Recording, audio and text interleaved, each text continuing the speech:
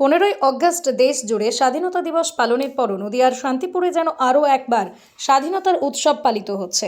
1947 সালের দেশভাগের সময় সীমানা নির্ধারণের ভুলে নদিয়ার বিস্তীর্ণ অংশ প্রথমে পূর্ব পাকিস্তানের অন্তর্ভুক্ত হয়েছিল। পরে প্রবল প্রতিবাদ ও প্রশাসনিক তৎপরতার পর 17ই অগস্ট রাতে সেই সিদ্ধান্ত সংশোধন করা হয়। 18ই অগস্ট আনুষ্ঠানিকভাবে ভারতীয় ভূখণ্ডের অন্তর্ভুক্ত হয় শান্তিপুর সহ নদিয়ার বেশ কিছু এলাকা।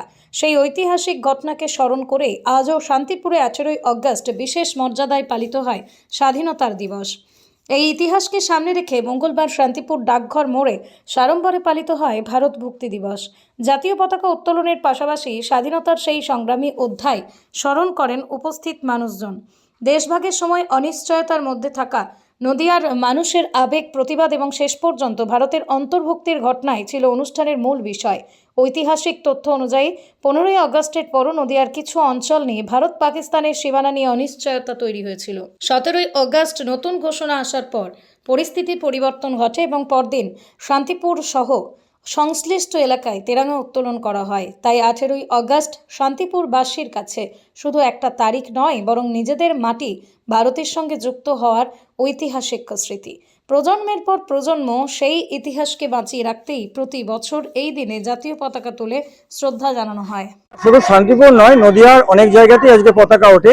তার কারণ নদিয়া জেলা 1947 সালের 15ই আগস্ট স্বাধীন হলেও এটা ভারতে না পাকিস্তানে এইটা নির্ণয় করা যায়নি। সেই সময় মুসলিম লীগ মনে করেছিল যে এটা পূর্ব পাকিস্তানের, আর ভারতের মানুষ মনে করেছিলেন যে এটা ভারতবর্ষেই আছে।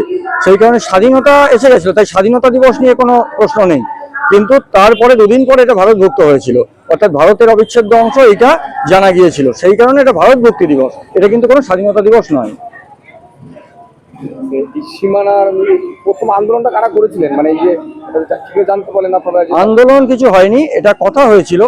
পণ্ডিত লক্ষ্মীকান্ত মৈত্র সংবিধান খসড়া কমিটির সদস্য এবং গণপরিষদের সদস্য, শান্তিপুরের সর্বশ্রেষ্ঠ সন্তান বলা যায়। তো তিনি ইংল্যান্ড আমাদের লর্ড মাউন্টব্যাটেনের সঙ্গে আলোচনা করেছিলেন, জওহরলাল নেহরুর সঙ্গে আলোচনা করেছিলেন এবং তাকে এই দায়িত্ব দিয়েছিলেন নদিয়ার তৎকালীন রানীমা জ্যোতির্ময়ী দেবী। তো তার ডাকে সাড়া দিয়ে তিনি আলোচনা করে এই সম্পূর্ণ মানচিত্রটি নিজে বুঝে নিয়ে মানে নদিয়াবাসীকে বুঝিয়ে দেন যে এটা ভারতভুক্ত হয়েছে, অর্থাৎ এটা ভারতের অবিচ্ছেদ্য অংশ।